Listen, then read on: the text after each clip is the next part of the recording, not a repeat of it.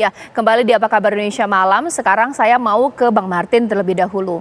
Yang mau dibangun dari kuasa hukum Sambo menginginkan kunjungan hari ini kan supaya jelas lokasi kamar Putri Chandrawati, baik rumah dinas bahkan juga rumah pribadi, jauh di tempat merencanakan bahkan juga eksekusi. Nah, kalau tiba-tiba hakim setuju dengan logika tersebut, yang Putri akan dihukum lebih ringan, ini seperti apa?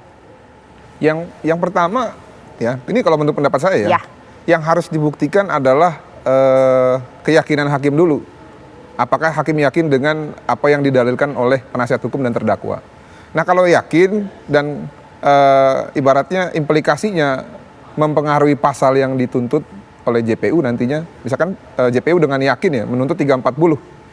Tapi ternyata karena hari ini datang ke lokasi ataupun lokus delikti dari perkara ini, dan hakim yakin ternyata Putri adalah bukan pelaku tindak pidana ataupun tidak aktif sehingga tidak bisa diikutsertakan dalam pasal 55, maka implikasi yang terjadi ya ataupun tidak ditemukan unsur perencanaan adalah hakim memutus perkara bukan berdasarkan tuntutan jaksa. Ya.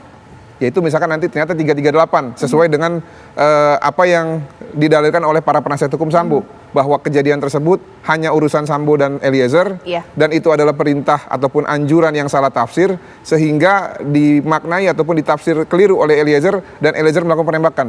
Maka konsekuensi hukumnya menurut saya ya 3 terdakwa itu harus bebas. Ricky, siapa lagi? Kuat dan juga Putri Chandrawati.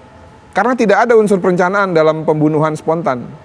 Nah, tapi saya yakin hari ini apapun yang dilakukan oleh para penasihat hukum dari Bapak Ferdi Sambo dan Putri Chandrawati, saya yakin bahwa dengan dihadirkannya hakim ke lokasi justru akan lebih meyakinkan ya perkara ini konstruksinya sesuai dengan surat dakwaan dan juga bukti-bukti yang sudah disampaikan di depan persidangan oleh jaksa penuntut umum. Oke, Prof Gayu sepakat tidak sih Prof bahwa kedatangan hakim kali ini justru meyakinkan apa yang ada dalam surat dakwaan JPU. Sementara kan kalau kita mendengar saksi ahli, saksi yang hadir, beda-beda keterangannya, apalagi dari para terdakwa. Ini bagaimana Prof? Iya, kalau saya berpendapat yang juga berbeda lagi. Karena kalau bagi saya unsur perencanaan sudah ada, yaitu persiapan.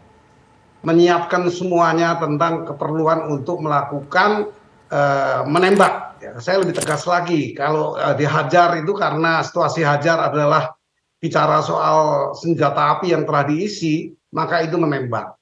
Tetapi yang menjadikan saya dasar motif tetap perlu adalah motif yang ditujukan kepada FS. Motifnya adalah dia ini marah. Bahwa betul apa tidak terjadi kekerasan seksual itu hal yang lain. Tapi seorang istri yang paling dia percaya menghubungi via telepon mengatakan ada perbuatan yang tidak senonoh, katakan perkosaan atau pelecehan. Itu melalui telepon. Maka si FS ini kemudian sangat emosi. Emosi tidak harus meledak seketika. Bisa dia menahan, bisa dia ada jeda waktu, tetapi pada akhirnya dia tidak bisa menahan lagi. Itu pikiran saya. Motif pembunuhan berencana tidak bisa dielakkan, tapi motif kenapa dia mau melakukan itu menjadi motif yang lain. Jadi ada motif, ada beberapa motif berkaitan dengan apa, seperti itu.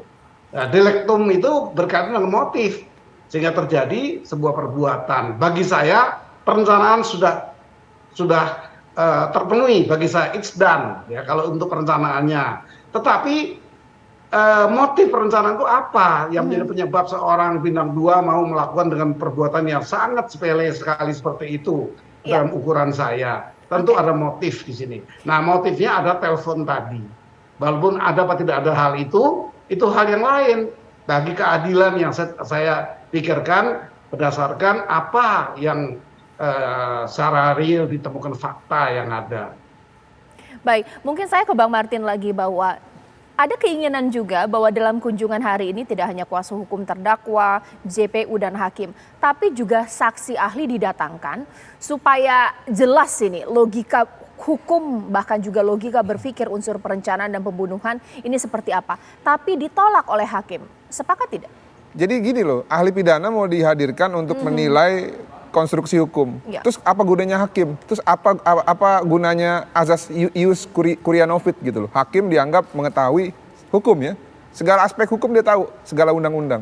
Jadi kan sama aja orang yang mendalilkan tersebut menyepelekan hakim. Ya. Nah menurut saya ya kita ke depan kalau berucap itu ya harus dipikir-pikir dulu. Oke. Saya pikir pasti saya yakin hakim tersinggung. Nah tadi saya sependapat dengan yang disampaikan oleh Prof. Gayus, memang benar itu motifnya Prof. Saya setuju, 100% itu setuju, memang motifnya hal tersebut. Nah namun agar adil, saya himbau kepada Arman Hanis, ya, Febri Diansah, laporkan saja lagi di Bareskrim. Biar kita uji, benar nggak sih terjadi? Karena kalian kuasai loh rumah Magelang. Minimal kalau nggak ada visum, kalian bisa cari DNA-nya Joshua. Mana nggak kalian sampaikan bukti itu di dalam bukti 35 tersebut. Jadi menurut kita, ya, sampai saat ini kami tidak percaya ada tindakan tersebut. Dan kalau memang mau dibuktikan, laporkan. Kami tantang, kami akan hadapi nanti. Terima kasih. Oke, mungkin Prof bagaimana? Boleh ditanggapi sebenarnya tidak adanya saksi ahli hukum pidana dalam kunjungan hari ini memang sudah sewajarnya seperti itu atau bagaimana, Prof? Ini karena kesepakatan yang diusulkan oleh JPU agar tidak ada pembuktian. Nah karena itulah cukup tidak juga para terdakwa, tapi hanya JPU, kemudian hakim dan kuasa hukum atau penasihat hukum. Itu memang sudah disepakati dan sidang terakhir kemarin. Seperti itu. Jadi memang hari ini hanya menambah bahwa lokus delicti itu menambah hakim bisa menyaksikan tempat itu, di mana tiap-tiap orang itu berada, dan suara-suara dimungkinkan untuk bisa didengar atau tidak terdengar. Nah ini semua diperlukan memang untuk hakim menambah keyakinannya. Ini sebagai petunjuk sebenarnya. Baik. Hakim menggunakan alat bukti yang disebut petunjuk. Baik, sekarang Dengan dia yakin, kemudian dia percaya dan dia putuskan menurut keyakinannya. baik, mungkin sekarang saya terakhir ke Bang Martin. Bang Martin, sekiranya untuk persidangan besok bahkan juga pekan depan, sekiranya ini seperti apa harapan dari kuasa hukum? Yang pasti kan tadi hakim sudah meninjau lokasi. Iya. Nah ada kan keterangan yang masih tidak konsisten ya terhadap dua terdakwa, yaitu Kuat Maruf, Ricky Rizal, dan juga satu lagi Putri Chandrawati.